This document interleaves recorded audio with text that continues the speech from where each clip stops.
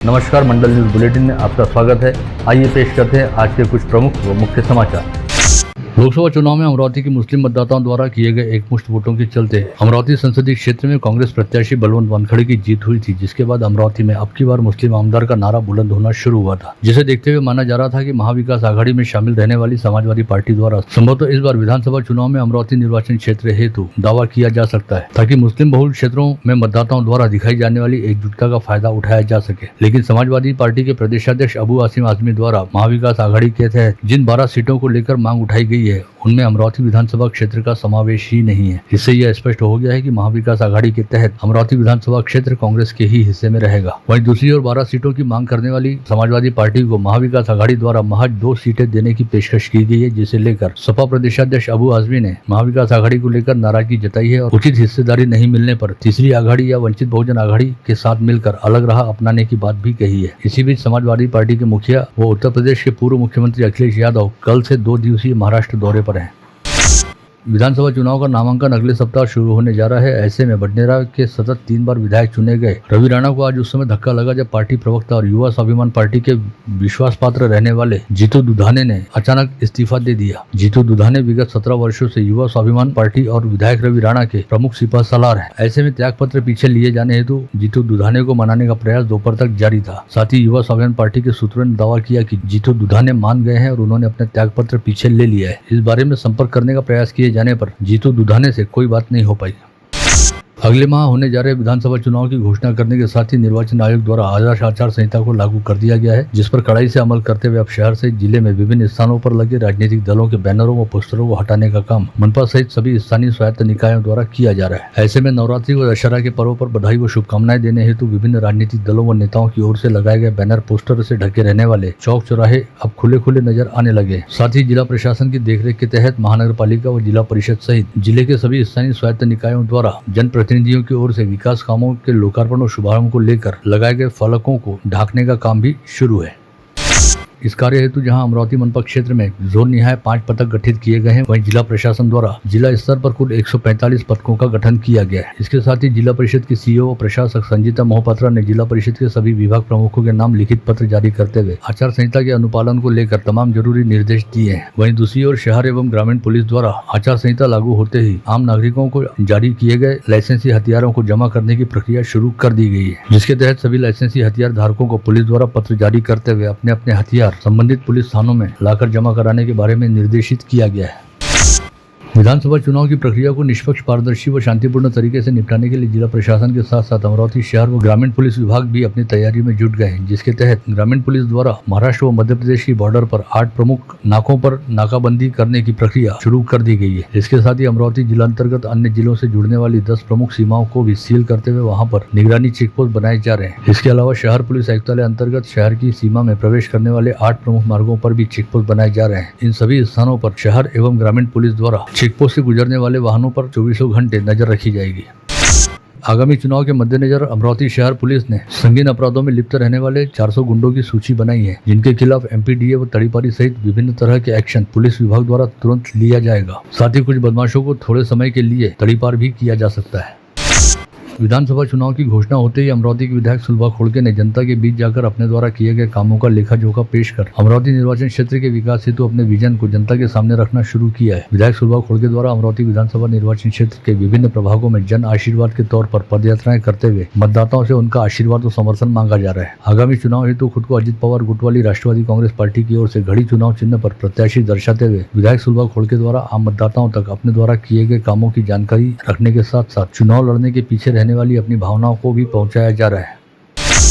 All India Majlise Ittehadul Muslimeen की ओर से बुधवार 16 अक्टूबर को पार्टी प्रवेश व कार्यकर्ता सम्मेलन का आयोजन वलगांव रोड स्थित अल फजर फंक्शन हॉल में किया गया, जहां पर हजारों की संख्या में युवाओं सहित अन्य पार्टियों के पदाधिकारियों कार्यकर्ताओं ने एमआईएम में प्रवेश लिया। इस समय एमआईएम के प्रदेश महासचिव अब्दुल नाजिम ने कहा कि आगामी दिनों में एमआईएम चुनावी समीकरण को बदल कर रख देगी।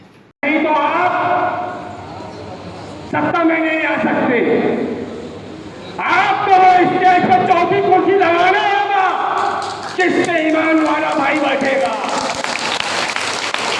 जब तक के कुर्सी पे चौथा ईमान वाला भाई नहीं बैठेगा, तब तक के महाविकास आघाड़ी की यह सरकार बनने वाली नहीं है। हमने बोल दिया उनको, लेकिन वो फिर भी समझने के मोड़ में नहीं है। सराफा बाजार में सोने व चांदी जैसी कीमती धातुएं अपनी दरों को लेकर नया रिकॉर्ड बना रही, जहां पर सोने के दाम 78,900 रुपए प्रति तोला हो गए हैं, वहीं चांदी ने भी कच्चे में 93,000 व पक्के में 94,000 प्रति किलो के रेट को पार कर लिया है। बाजार सूत्रों के मुताबिक अभी दीपावली तक इसी तरह की तेजी का अंदाज है और सोने के दाम 78,000 रुपए प्रति तोले तक जा सकते हैं।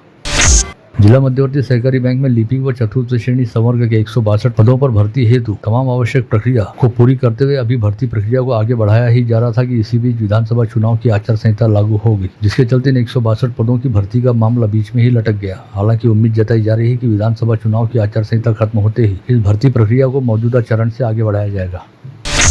आगामी 21 अक्टूबर को सुबह 9 बजे के बाद अमरावती व बडनेरा शहर में की जाने वाली जलापूर्ति को बंद रखा जाएगा। इस बारे में जीवन प्राधिकरण के जल व्यवस्थापन कार्यकारी अभियंता द्वारा जारी प्रेस विज्ञप्ति में बताया गया कि अमरावती जलापूर्ति योजना अंतर्गत सिंभोरा में देखभाल व दुरुस्ती संबंधी कामों के लिए महावितरण कंपनी द्वारा विद्युत आपूर्ति को बंद रखा जाएगा, जिसके चलते 21 अक्टूबर को सुबह 9 बजे के बाद अमरावती व बडनेरा शहर में जलापूर्ति नहीं की जा सकेगी।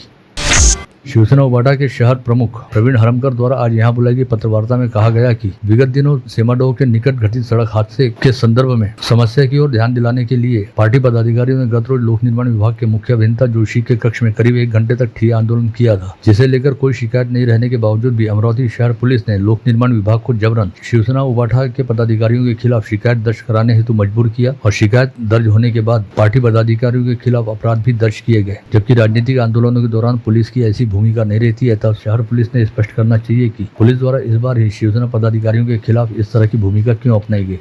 ज्यावेळेस त्या अधिकाऱ्याने मी आपले गेलो 5 जिल्ह्याच्या अधिकाऱ्याला आपण एखादा प्रश्न केला, काय साहेब मी त्या पत्राबद्दल तुम्हाला माहिती मागितली, तर ते मला सरळ म्हणतात ते कोणतं पत्र, तर माणसाच्या मनात सहज निर्माण होते, चीड निर्माण होते, कारण की जो 5 जिल्ह्याचा बॉस आहे तो काय हलका फुलका माणूस नाही, त्या माणसानं असं वक्तव्य करणं चुकीचं आहे। मग मी म्हटलं लावला दरवाजा, हा आता सांगते आपल्या सगळ्या गोष्टी। मग दरवाजा लावल्यावर तो स्वतः सगळं फुटाण्यासारखा बोलायला लागला, म्हणजे याचा अर्थ त्याच्याकडे सगळी माहिती असल्यावरही त्याचं काम करणं त्याच्या मनात नव्हतं। एक महत्वाचा भाग, मला त्या साहेबाच्या फोनवर शिपी साहेबाच्या फोनवर मला घेण्यात आला। घेण्यात आल्यानंतर मला ते बोलले, हरमकर साहब करना छोड़ा ना कसं छोड़ा, कौन छोड़ू।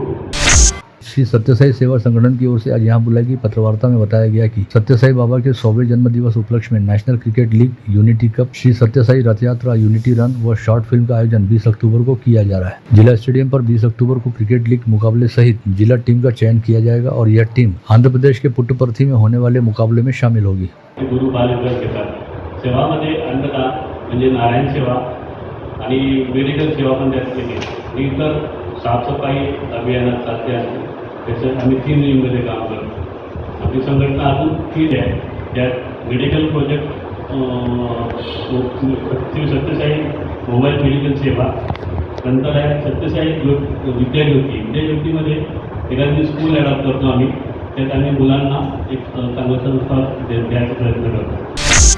गीतकार सुधीर मोहोड द्वारा यहाँ बुलाई गई पत्रकार परिषद में बताया गया कि मराठी गीतों के एल्बम प्रीत मला दे का लोकार्पण रविवार 20 अक्टूबर की शाम 7 बजे अभियंता भवन में होगा। इस एल्बम में मशहूर गायिका निरोधा पडवाल के साथ खुद उन्होंने भी स्वर दिया है। साथ ही उन्होंने विदर्भ के कलाकारों को भी इस एल्बम में मौका दिए जाने का दावा किया है।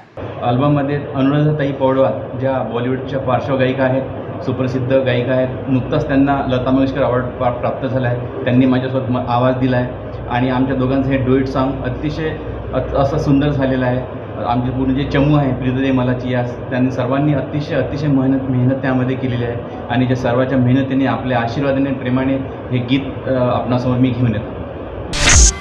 कार्तिक माह में तुलसी, बरगद, पीपल, औदुंबर, आंवला, केला व शमी वृक्ष सहित पथवारी की पूजा व परिक्रमा के महत्व को देखते हुए मांगीलाल प्लॉट में रहने वाले गग्गड़ परिवार ने अपने घर के आंगन में इन सभी वृक्षों को गमले में रोपित करते हुए पवित्र कार्तिक मास के धार्मिक कार्य संपन्न कराने की व्यवस्था की है और अपने द्वारा रोपित पौधों की पूजा व परिक्रमा करने हेतु अपने घर के दरवाजे सभी के लिए खुले रखे हैं। जिसके तहत आज गुरुवार 17 अक्टूबर से रोजाना सुबह 6 से 9 बजे के दौरान 3 घंटों तक सभी समाज की महिलाएं रामेश्वर गग्गड़ के मांगीलाल प्लॉट स्थित निवास स्थान शिव प्रसाद पर पहुंचकर 108 तुलसी परिक्रमा के पूजन का लाभ ले सकती हैं। इस आयोजन के पहले ही दिन विभिन्न समाजों से वास्ता रखने वाली कई महिलाएं गग्गड़ परिवार के आवास पर पहुंची।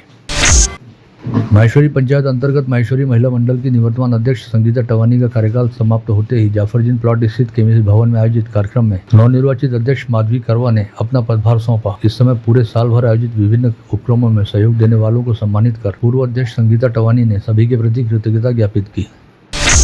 शहर के वरिष्ठ विधिज्ञ शब्बीर हुसैन की दोनों बेटियों नफीसा हुसैन व आरिफा हुसैन का अमरावती विद्यापीठ की ओर से अंतर विद्यापीठ स्पर्धाओं हेतु वाद विवाद संघ में चयन किया गया है। नफीसा व आरिफा हुसैन नामक इन बहनों द्वारा आगामी 7 से 11 नवंबर के दौरान अकोला के पंजाबराव देशमुख कृषि विद्यापीठ में आयोजित महाराष्ट्र राज्य अंतर विद्यापीठ इंद्रधनुष युवा महोत्सव में तथा 4 जनवरी से 8 जनवरी के दौरान गुजरात के मेहसाणा स्थित गणपत विद्यापीठ में आयोजित पश्चिम विभाग अंतर विद्यापीठ युवा महोत्सव के साथ ही अखिल भारतीय महिला विद्यार्थी संसद में संत गाड़गे बाबा अमरावती विद्यापीठ का प्रतिनिधित्व किया जाएगा। हुसैन सिस्टर्स के नाम से मशहूर नफीसा व आरिफा हुसैन ने इससे पहले भी विभिन्न वाद विवाद स्पर्धाओं में हिस्सा लेते हुए अपने अपने महाविद्यालयों सहित अमरावती विद्यापीठ को कई पदक व चषक दिलाए हैं।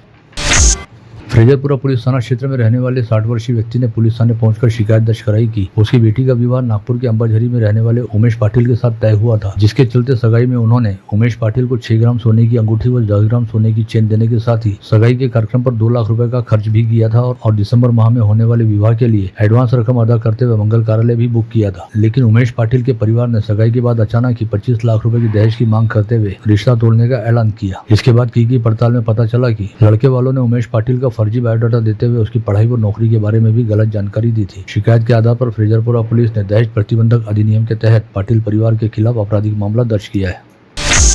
बडनेरा रेलवे स्टेशन परिसर से अर्धनग्न अवस्था में मिली खून से सनी एक महिला की लाश मंगलवार 15 अक्टूबर को बरामद हुई थी, जिसकी पोस्टमार्टम रिपोर्ट आने के बाद पुलिस ने हत्या का मामला दर्ज करते हुए बडनेरा शहर के जूनी बस्ती में रहने वाले शेखर चिंचोलकर नामक युवक को गिरफ्तार किया है। वहीं इस मामले में दूसरे आरोपी की तलाश की जा रही है। शहर पुलिस आयुक्तालय क्षेत्र अंतर्गत नांदगांवपेट व गाड़गेनगर थाना क्षेत्र स्थित 3 घरों में अज्ञात चोरों ने सेंध लगाते हुए 6 लाख रुपए के माल पर हाथ साफ कर दिया। इसमें से 2 घटनाएं नांदगांवपेट तथा 1 घटना गाड़गेनगर थाना क्षेत्र में घटित हुई।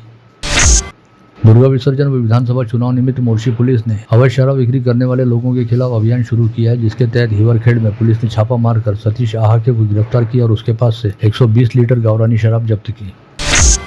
छायानगर निवासी अफसर खान के घर पर बुधवार की रात लगभग 9 बजे के दौरान अज्ञात कारणों से आग लगी और इस आग में घर के इलेक्ट्रिक उपकरण सहित अन्य साहित्य जलकर खाक हो गए। अग्निकांड की जानकारी मिलते ही ट्रांसपोर्ट नगर स्थित अग्निशमन दल ने घटनास्थल पर पहुंचकर आग पर काबू पाया। कोल्हापुरी गेट थाना क्षेत्र के बालगृह से कक्षा 11वीं की छात्रा रहने वाली नाबालिग युवती अचानक लापता हो गई। यह नाबालिग युवती 15 अक्टूबर को परीक्षा देने की बात कहकर बालगृह से निकली थी और अपनी शाला में भी गई थी, लेकिन पेपर छूट जाने के बाद वापस बालगृह नहीं पहुंची, जिसकी तलाश की जा रही है।